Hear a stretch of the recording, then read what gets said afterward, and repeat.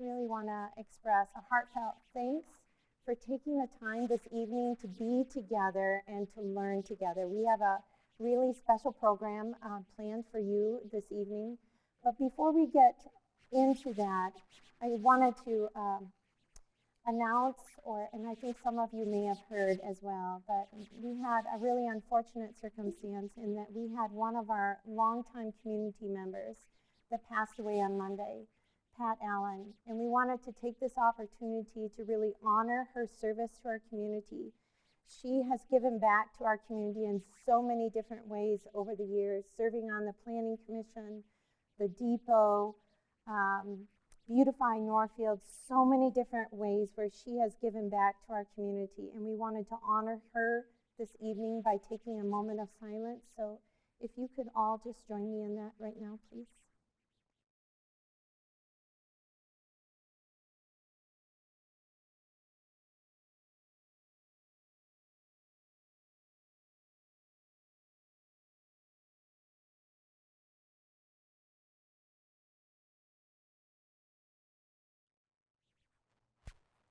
Thank you so much. I hope that in the coming days that you will really keep Pat's family in your thoughts and your prayers and watch for the funeral announcement to come out. Bierman's Funeral Home will be the funeral home that will be handling that, and I hope that many of you will be able to attend. So thank you this evening to Local Plate. Did all of you enjoy the food? Yeah, it's really good. Thank you so much. I have just actually two housekeeping reminders. The first one is that bathrooms are right across the hall. And the second one is that there's another group where there's play rehearsal, yes, at 7 o'clock tonight. So we need to be out promptly by 7, so please be watchful of that. Another couple items that I wanted to mention before we start our program here this evening. We are just in the midst of starting our Board and Commission recruitment process again for 2020. Yes, yeah, we have to start quite a few months out. So wanted to mention that to you because we have so many people that give back in this way, and it really takes all of us to reach out to the people that we know around us to help us to recruit. And most of the time people don't just volunteer themselves, they have to be asked. That face-to-face ask is so important so that people know and understand that they are really valued and that maybe they've just never thought of it before. But I just want to say thank you. I know a lot of people are reaching out to individuals in the community, and your reach is far greater than anything that I could ever do. Also, just to mention that we are, as a committed to appointing members and represent diverse segments of our community. So again, just really want to say thank you to those of you that are already reaching out to people to serve on our boards and commissions. And I think over there there are some brochures that talk about our boards and commissions. So please pick one of those up if you're thinking about people that you think would be really excellent on our boards and commissions and actually enjoy giving back to our community in this way. Grab a few brochures and pass them out to people. Really appreciate your help in that. Lastly, tonight's topic is really about bringing an equity lens to our boards and commissions. We're talking about this because members requested this topic at a previous board and commission training event. We really want to make this event useful to your work, and we'll email a survey link out after tonight. So please take the time to fill that out and give us your honest feedback and help us to know and understand other topics that you think would be really useful for us to consider during our times together. Diversity, equity, and inclusion is really part of our city's strategic plan. It's also part of our vision statement of being an open, safe, and welcoming community. We really want that for our community. As we become more diverse, this is going to become even more important. So it is my pleasure tonight to welcome Bukata Hayes. He's the Executive Director of the Greater Mankato Diversity Council.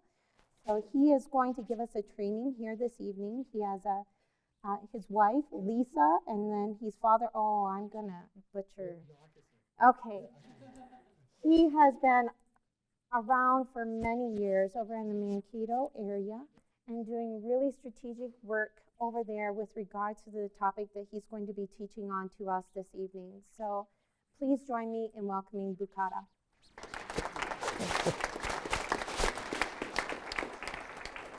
So just a little bit about me. Thank you for the introduction. So my name is Bukata Hayes, originally from Milwaukee, Wisconsin. And so I do have to admit that I am still a Packer fan. I know, yeah. Okay, it's okay. Yeah, okay, good. Always got to gauge some support in the room, if you will. Came to Mankato in 1994 from Milwaukee, Wisconsin to go to Bethany Lutheran College. And so went to Bethany Lutheran College. At the time, it was a 2-year institution. Then transferred to the College of St. Scholastica up in Duluth, Minnesota. Stayed up there for a little bit, then came back to Mankato. So all told, I've been in the Mankato area for about 25 years now. And so met my wife, and she's about to say the names. It's Damani, Jalen, Xavier, and Zuri. So 3 boys and then a baby girl. So yeah. Baby girl gets whatever she wants. She's pretty spoiled. I'm okay with that, right? So, but tonight we'll talk about diversity, equity, and inclusion. In particular, I'll just give you a little bit of information about the Greater Mankato Diversity Council. So it came into existence in 2004. It was through conversations within the community. We saw our classrooms changing. We saw our waiting rooms changing. And we wanted to be proactive at addressing that change and not reactive. And so the council was born. Our signature product that we, if you will, facilitate in the community is what's called the Promoting Respect Workshops. And it's a K-12 curriculum, incremental and graduated, goes through many different dimensions of diversity within our community, and works with students on kind of language and action to reduce bullying and discrimination within our schools. And so we had our first class of students that experienced all 13 curriculum. And then we had our second class just recently. So we did kind of a senior survey, right, to kind of gauge kind of the impact of the Promoting Respect workshops. And so 2 things that I'll share with you from that senior survey. We asked 1 statement for students to agree or disagree to, and that was, the Promoting Respect workshops helped me see how diverse my community is, and that we can respect each other despite our differences. About 86% of the students said yes, that this program helped me see how diverse my community is and that we can respect each other despite our differences. And then the 4th statement, so there's 5 statements, I'm sharing 2 with you. The 4th statement was this, and it was, I intervened at least 1 time when I saw a bullying or discrimination incident happening in my school. And 83% of the students said yes, that at least 1 time I had taken action to stop an incident happening. And so for us, we look at that as kind of confirmation, right? That as we plant seeds and we water those seeds and we encourage students to see each other differently and also to treat each other differently, that will pay dividends, right, as they continue to come through that system. And so we do take a long-term approach. And that's how we would take diversity and inclusion within our community too. So we've been working, and we work with about 15,000 folks every year, about 9,000 students, about 6,000 adults, all around the topic of diversity and what that means for our community. And so tonight, what I'll do is I'll take you through a little bit of that work. So, and some of these things I've gained from the boards that I've been on. So right now I'm on the Blue Cross Blue Shield Foundation board, and then I'm also on the Blandin board. And so this particular graphic from the Blandin Foundation talks about the 9 dimensions of a healthy community.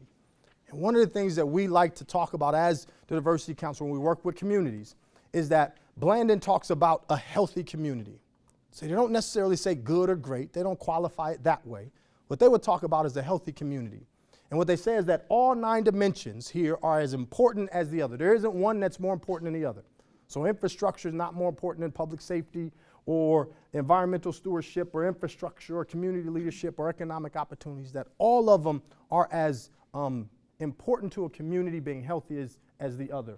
In particular, Blandin, if you don't know about Blandin, does a lot of work in rural communities, right? One of the leaders in the nation, actually, around doing this work in rural communities and how to make our rural communities more vibrant and more sustainable as we move forward. And one of the things that they specifically kind of speak to is this notion around inclusion, that rural communities will have to be as intentional about inclusion, and then they talk about it both social and economics, right? So socially and economically, we'll have to be as intentional about that as we are about infrastructure and leadership and like green space and these other things, because our communities are changing.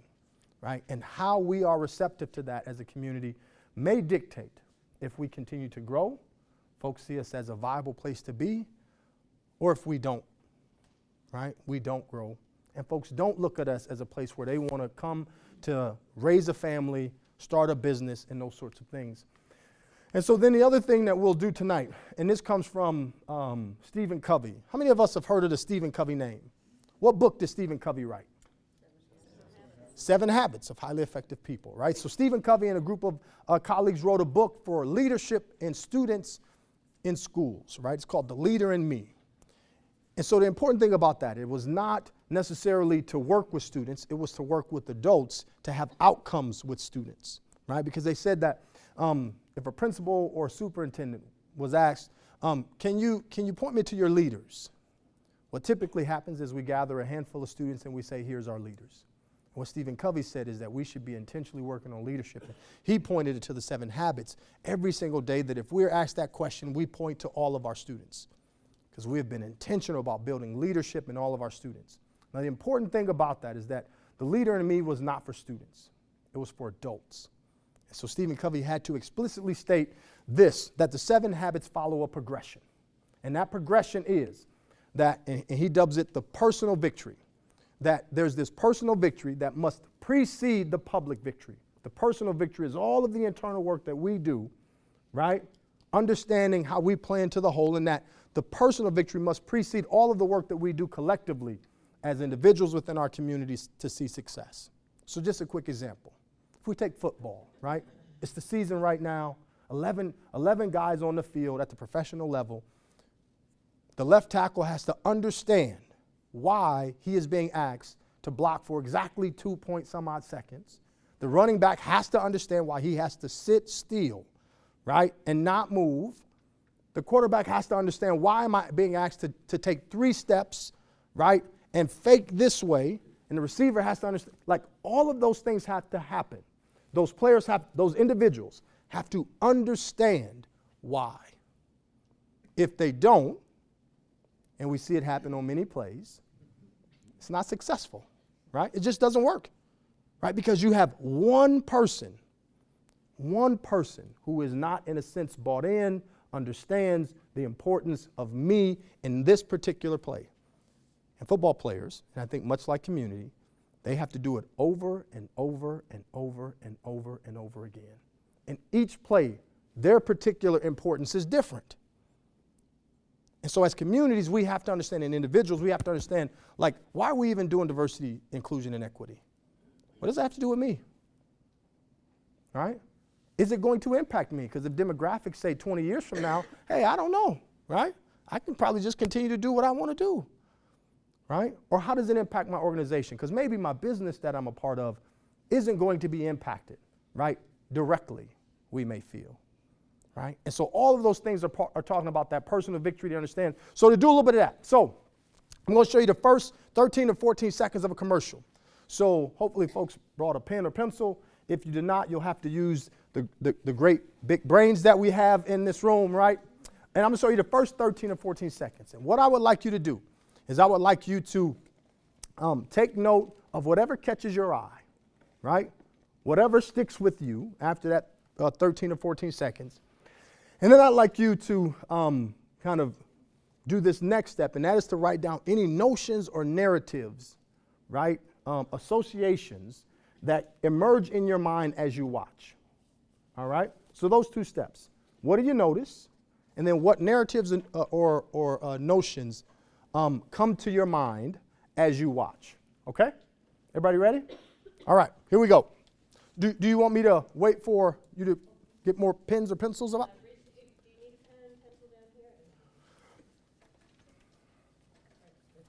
All right, here we go. So volume should be working too, but I will double check that. Okay.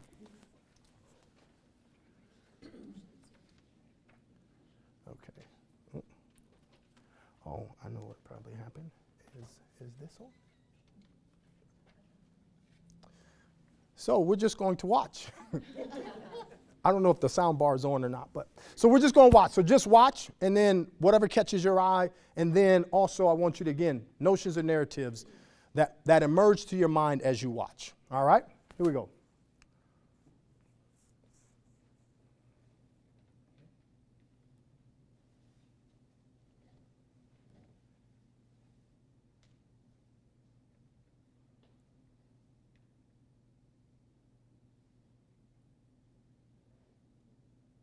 All right, that's it.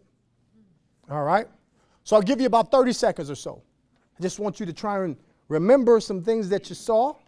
And then also want you to jot down any notions or narratives about what you saw, right? So it could be about the environment around, it could be about the people in it could be about a whole host of things. But just jot down some of those things quick. What I'm asking you to do is we're going to take about 2 minutes at the table. I want you to just go around and share quickly, and then we're going to come back together. But about 30 seconds, jot down what you noticed, what notions and narratives emerged, and then we're going to share at the table, all right?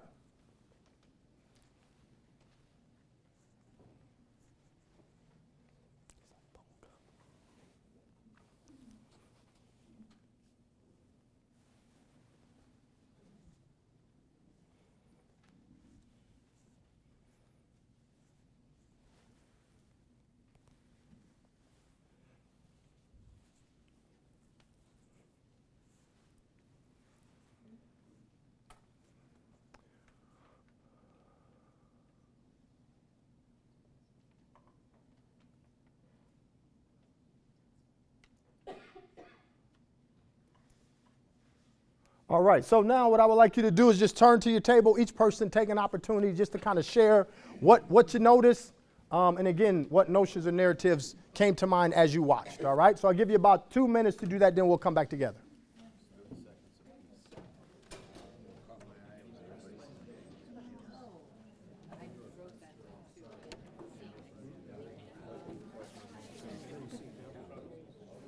Very good.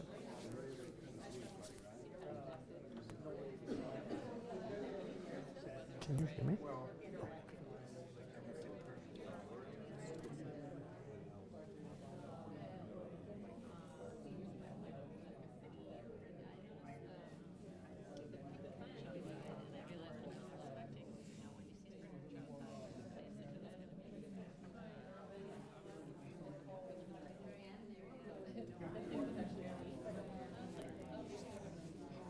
I could do.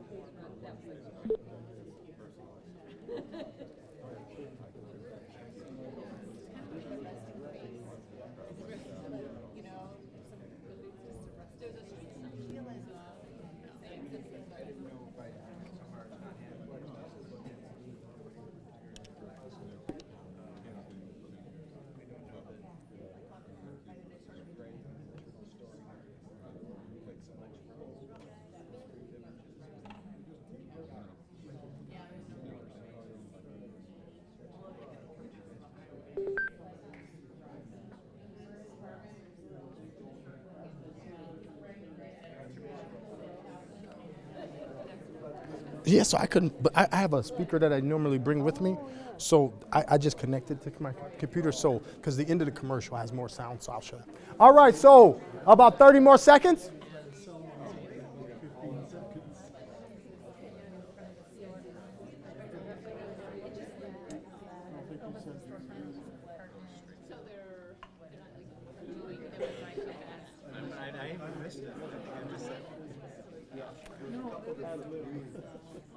All right, so what I would like is just a few folks to kind of share what they saw. And again, if they were able to attach any notions or narratives to that, if you could share that too. So what'd you see? What'd you notice? Yes? Oh, I'll go to you next. Yeah? She said use my loud voice. Yes.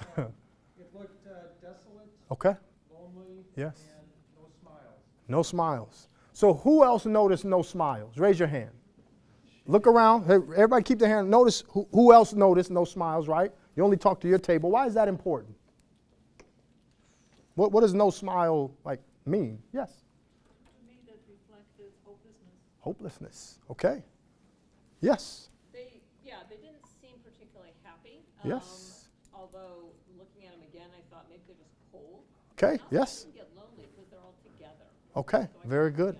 Okay, yes. There was no interaction. Yes, absolutely, absolutely.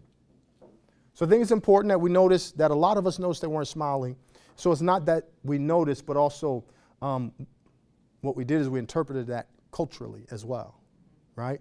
We interpreted it to mean something to us culturally, right? So that's another important thing that we have to understand. It kind of gets to this notion around Stephen Covey's personal victory, right? Because there is a lot of things that we carry with us, right, that impact how we engage with one another, how we see other community members.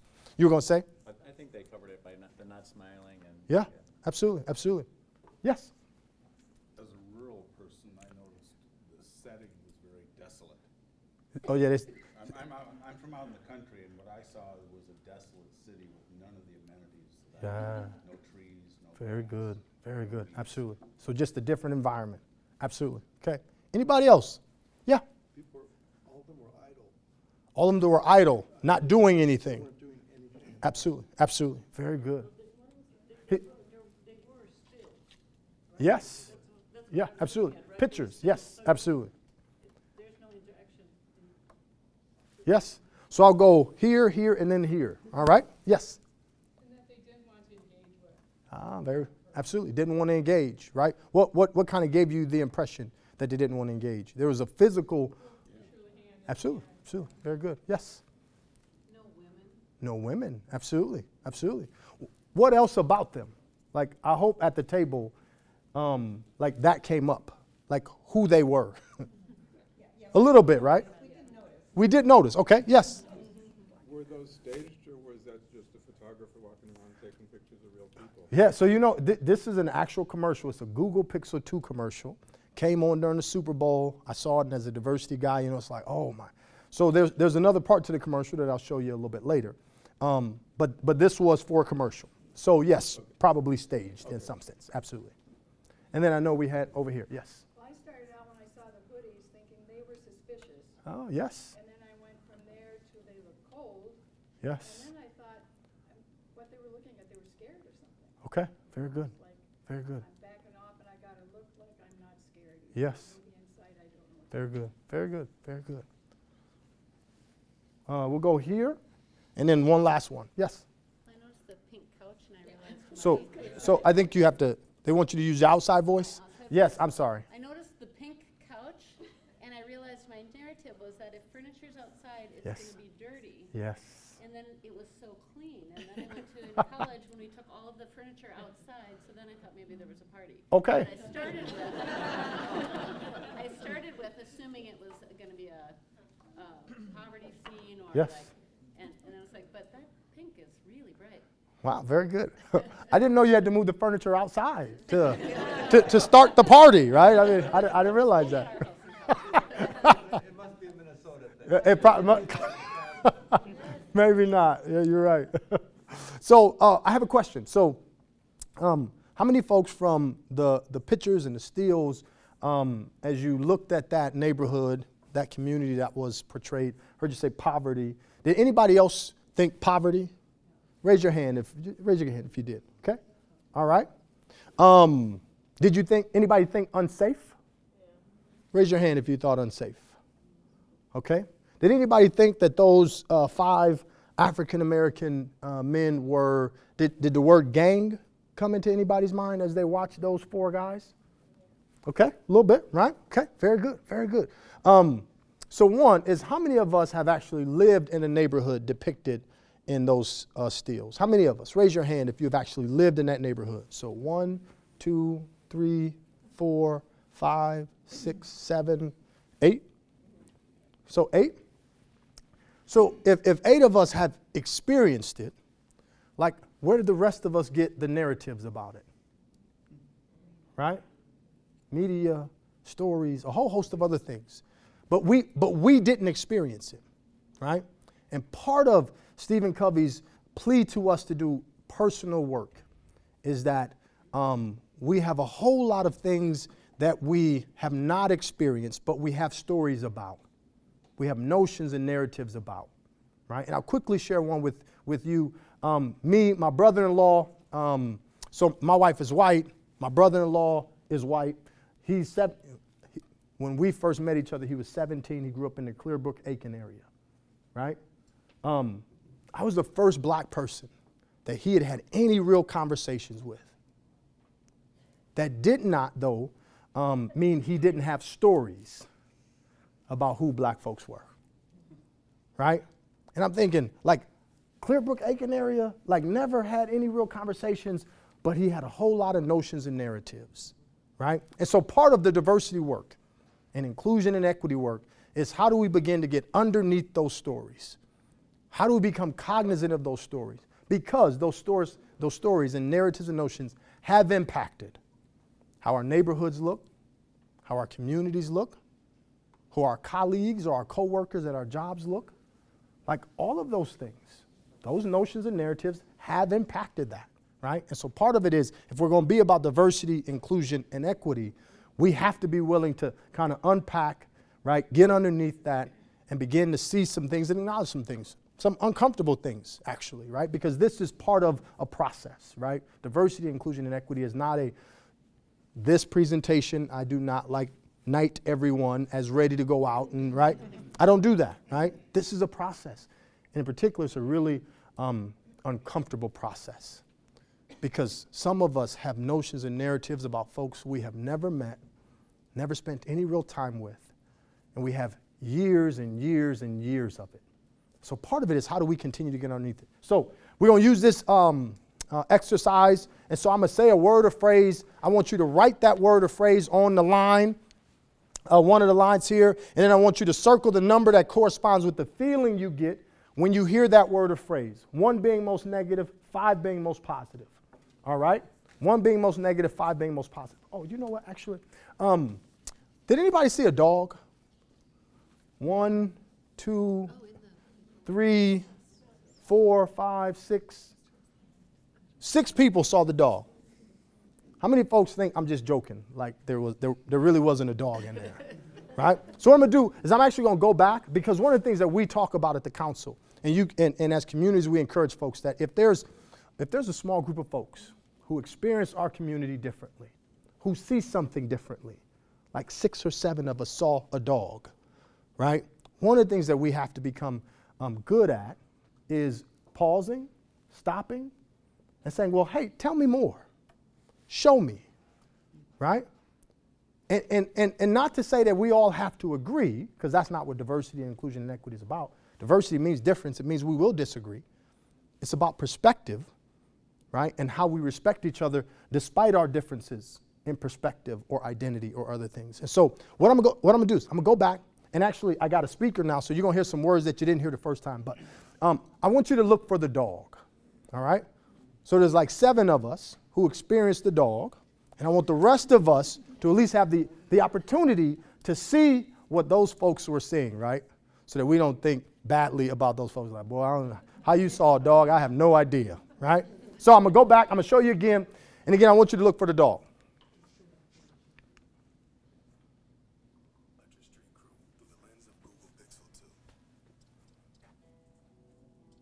This is their neighborhood.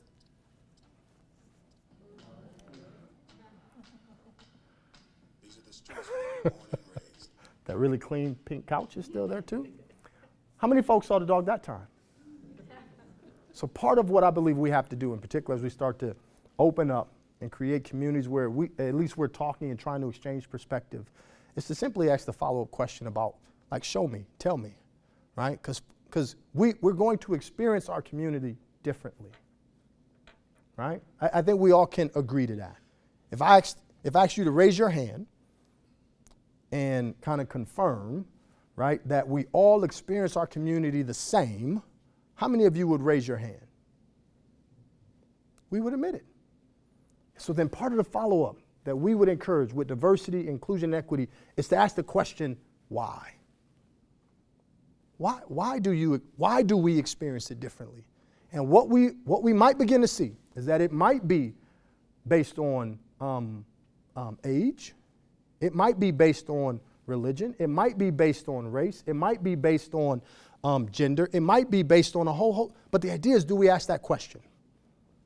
It's not bad. Like I want us to like to kind of get out of our mind that it's bad that we experience our environments differently. Like it's always been that way, right? And so part of it is, do we have those questions about why, and then do we listen to each other's experience to understand?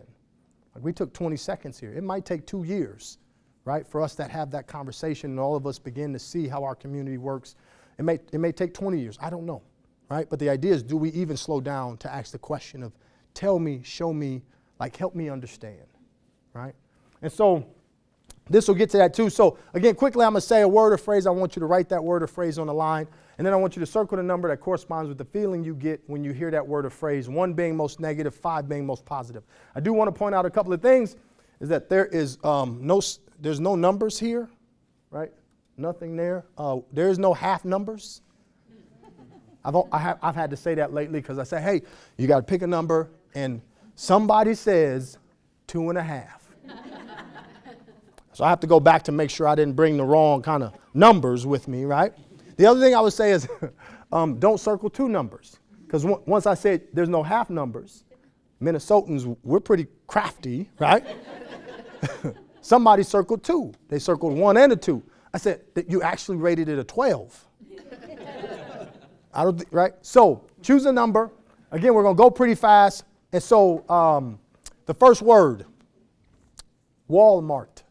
Walmart. Second word, disability. Disability. Next one, same-sex marriage.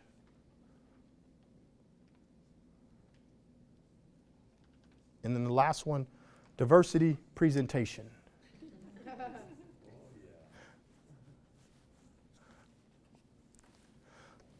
All right, so what I'd like you to do, and I'm going to give you a little less time this time, but just go through Walmart.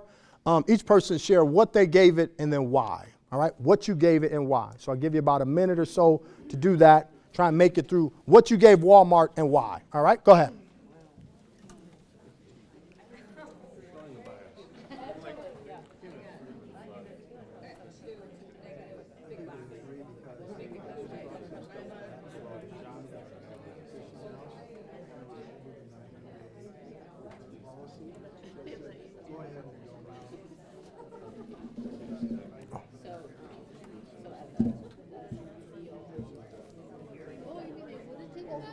No, they wouldn't give me my money back. It was things for the kitchen that I already had.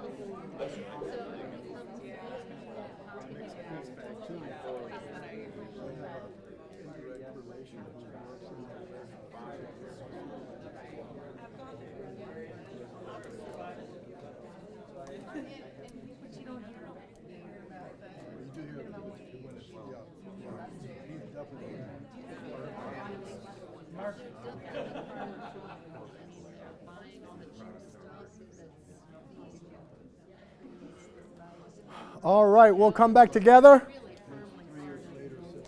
I apologize that we don't have much time tonight. Again, this is just kind of the beginning of what we at the council know is a process and a journey. And so we'll continue to do that, but I do know that my time is limited. So just have a couple more things that I absolutely want to get through. But one of the things I want to do is to have us debrief Walmart as a collective. And so I'm going to say who gave Walmart a 1 or a 2. I want you to raise your hand, and then I'll say who would like to share why you gave it a 1 or a 2, and then we'll go to 4 and 5. All right? Who gave Walmart a 1 or a 2? Raise your hand. Okay. Anybody like to share why you gave it a 1 or a 2? I just need 2 people. Yes. We had a number of reasons. We said, you know, they ruin small towns and they Yeah. don't pay their workers. Very good. The workers need, you know, to be on support and stuff like that. Yep. But also we recognize that we have the privilege of saying that. Oh, very good. You know, if price is what matters most, then, Yes, you know. absolutely, absolutely. Very good, very good. Anybody else? Yes. Actually, I give it a 2 because I thought, like, not very clean and shoddy merchandise. And Yes. I have to confess, I've never shopped at Walmart. I have no idea why I should. Right, yeah. All right, so who gave Walmart a 4 or a 5? Raise your hand. Okay. Would any of the 3 like to share why they gave it a 4 or 5? Yeah. One important thing, I read someplace, I shop there once in a while and find what I need, but Yep.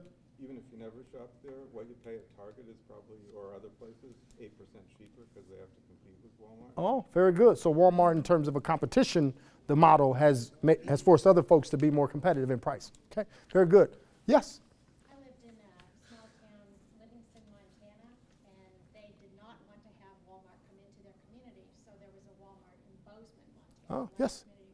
So everyone from Livingston went to Bozeman to go to Walmart. Right, right. So I had to give it a 5 because Very good. obviously appealed to Yep. a great number of people. Okay, very good, very good. So just quickly about this exercise.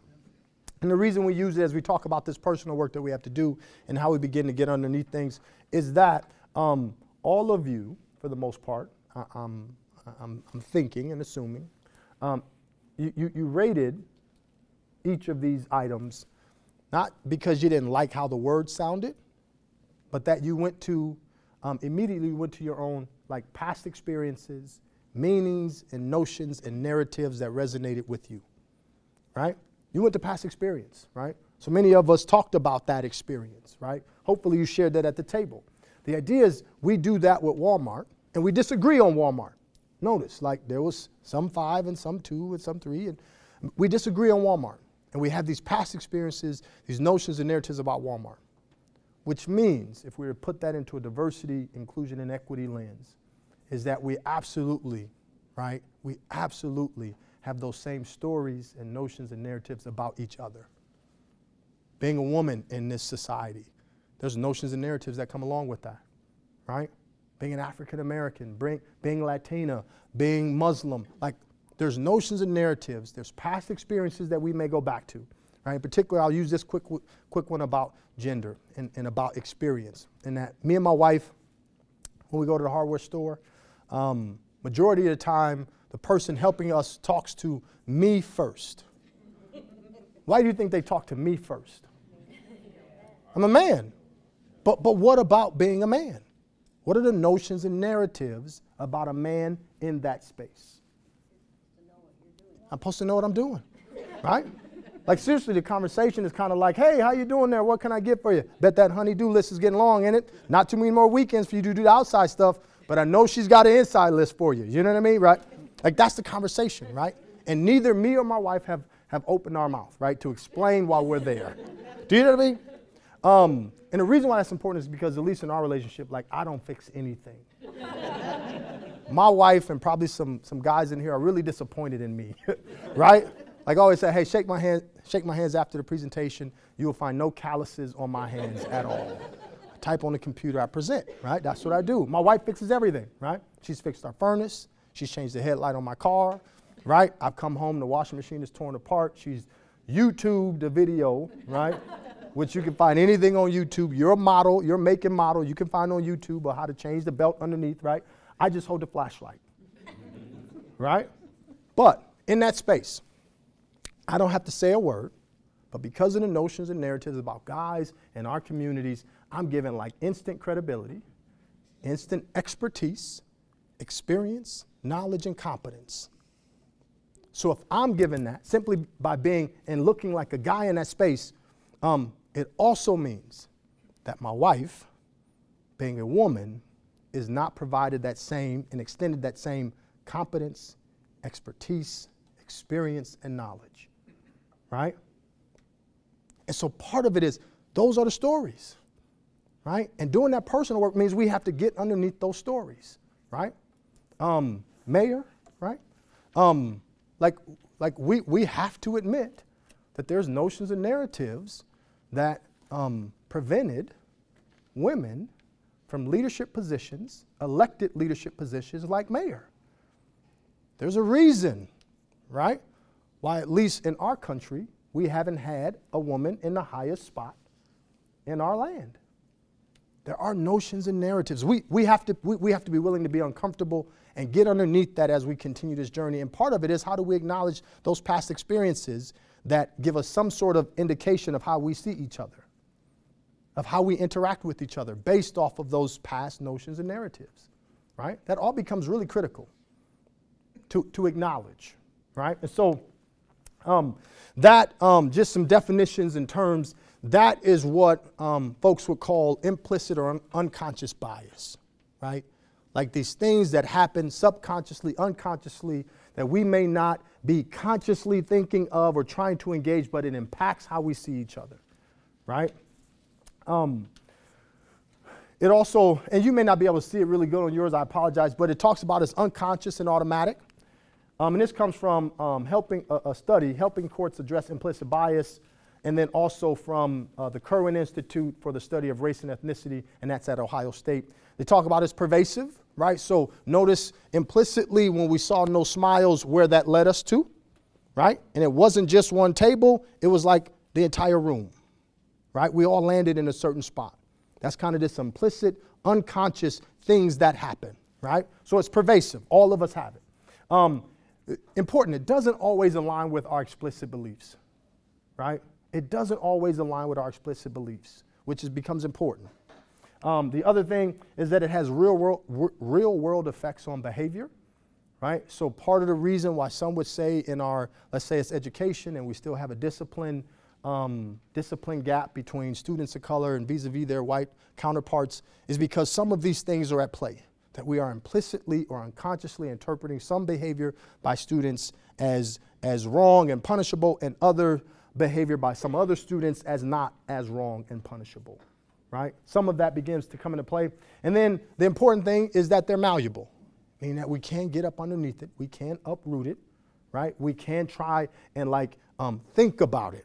One of the great things that's not in here, again, because of our time, but the Kirwan Institute for Study of Race and Ethnicity says that only 2% of our emotional cognition, our emotional thinking, is available consciously. Only 2%. Which means that if you're driving in a certain part of town and you get scared, right? What really happens emotionally in your emotional thinking is that you become aware that you are scared. Like you've already responded. You're already scared, apprehensive, uptight, lock the doors, do it, roll up the windows, whatever. Like you've already responded emotionally. You become aware that you are scared, right? And so thus the reason why the Kirwan Institute and folks like us at the council from that Kirwan Institute would say it becomes really critical to try and be conscious or cognizant of how we see each other, those notions and narratives that come along with how we see each other, and work to get up underneath those, right? It impacted me and my wife's experience at the hardware store, not because I opened my mouth and proved how valuable, how competent I was, but because of the notions and narratives about men in our society, in particular in that store, right? And so again, part of it is how do we get up underneath that? This I won't walk you through, but there is it's from the book called Blind Spot, Hidden Biases of Good People. And it's a great little activity that shows you like we physically have a blind spot as human beings, right? That literally, and you have it on the back of your handout. The way you would use it is you would fold it in half so that the text is on one side and the graphic is on the other, and then do what it tells you to do. So again, we don't have time to do that. But what it shows you is that as you bring it closer to your face, the dot disappears and your brain fills it in with what is reasonable, meaning that it has measured the size of the lines, the number of squares, how far apart, and filled it in so that the grid appears to be unbroken, right? So the brain is calculating all these things. So some of you may have thought that you didn't see a lot in that first 13 to 14 seconds until you started to write some things down. You say, oh yeah, I saw this too. Oh yeah, I saw that too. And oh yeah, I saw this too, right? Or somebody at your table said, hey, I noticed this. You said, oh yeah, you're right, right? So part of it is understanding that those things are happening, and then how do we, again, be conscious of it? What we would say is that when you were taught to drive, right, there was a physical maneuver that we were all taught because we had to acknowledge that we could not see everything solely with our mirrors, right? The side mirrors, the rear view. You had to acknowledge, I can't see everything, right? You had a blind spot. So what did they tell you to do? There's a physical maneuver they told you to do to look into your blind spot, to make sure, to check. What was it? Looked over your shoulder, right? You literally, right, in terms of driving, and we would say it's the same thing in terms of diversity, inclusion, and equity, this idea of a blind spot, is that we were taught when we were beginning to drive to physically do this, right? To acknowledge that we have a blind spot, and then to look in it to make sure there's nothing there before we move. And we would say that that's the same thing that we're asking folks to do around diversity, inclusion, and equity, is that we have blind spots, and we're asking folks to do the uncomfortable work of looking into those blind spots to see what's there before we decide to move. Because those blind spots, right, may impact if we decide to move or not, or it may impact who we include as we decide to move forward. It also then will impact the results that we get, right? So I want to show you the end of that commercial as my time is wrapping up, but I want to show you the end of that commercial because part of it is the story that we were telling ourselves about these young men, like where did that lead us, right? Because most of us probably could have had a story, right, about those gentlemen. They didn't say a word. It was still pictures, right? So now I want to show you the rest of that commercial. Them off the streets. These are the horses they take care of. Dusty, Nicky, and Big Mama.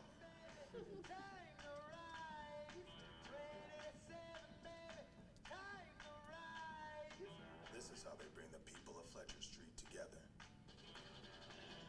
And here are the kids that look up to them.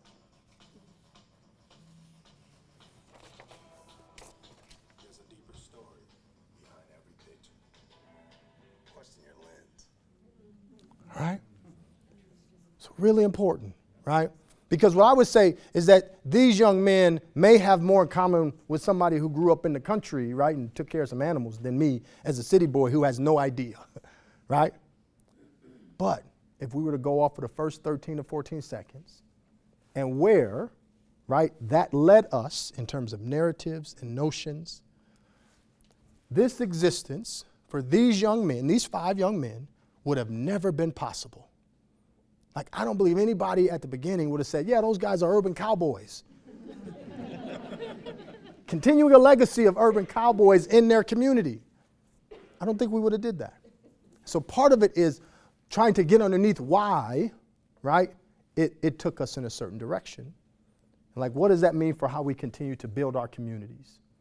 Because ultimately, right, that's what is most important, is that we get up underneath that as we build communities. Because, you know, the old story about we were building housing for the homeless, but never talked to or engaged with folks who were homeless to understand, right? And it led us in a certain direction, like, oh, they should need this, and they would really want this, and that would be really nice to give them.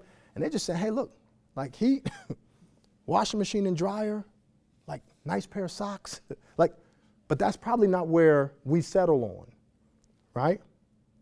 So part of it is how do we continue to do that? And all of it is for this. And so I'll leave you with this. It's around equity and the difference between equality and equity.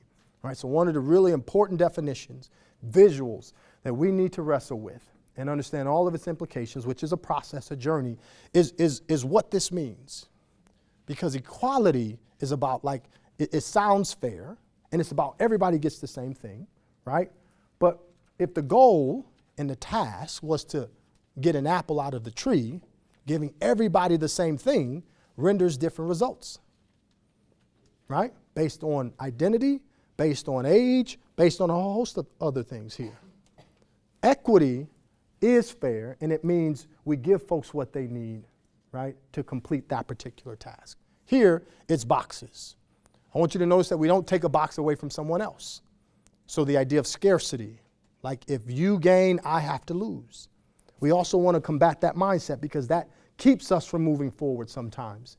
Is, well, hey, you know, if we got to give this person this, it means that everybody else doesn't get anything anymore, right? That really hinders our ability to look for what we would call win-win solutions, right?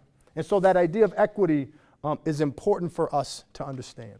So the last thing I'll say about that is, if I was going to give each of you a pair of shoes, so I was going to be Oprah, right? You know how Oprah give away gifts. I'm going to give each of you the same pair of shoes, right? And I said, okay, I got them right outside. Everybody gets a size 12. How many of us could utilize what I was giving you? And I said a size 12 because that's what I wear, right? Equity would be, hey, do you need 10 and a half? Do you need a 5? Do you need a 7? Do you need 8? Like, that's the idea of equity. And so as we continue and as you continue your conversations, think about the difference between equality and equity and how do we bring that to the work that we do and the ways that we construct our communities and who we invite to the table and how we engage with folks when we bring them to the table is important as we move forward. So thank you. I appreciate the time. I know there's a little bit of time for a question or two, but if not, thank you. Have a great rest of the night. I know you got other stuff to do too. Are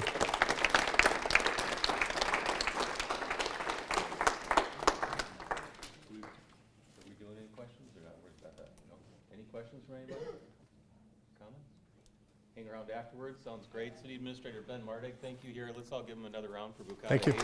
Thank you. Appreciate it. Thank you. Thanks for the invitation. Appreciate coming. Certainly, I think this leaves us hungry for more, and we might all be on different levels of the spectrum on implicit bias and some of that. I know that we all, as you said, bring our own personal experiences and backgrounds with us. Recognizing those blind spots is important, and questioning our lens, I guess, as we do our work at our board and go to the people to maybe bring up different perspectives, I think is really important. So more work to come on this. I know as the city's race, equity, and inclusion goals, we're going to be continuing to work on bringing forward an actual racial equity action plan.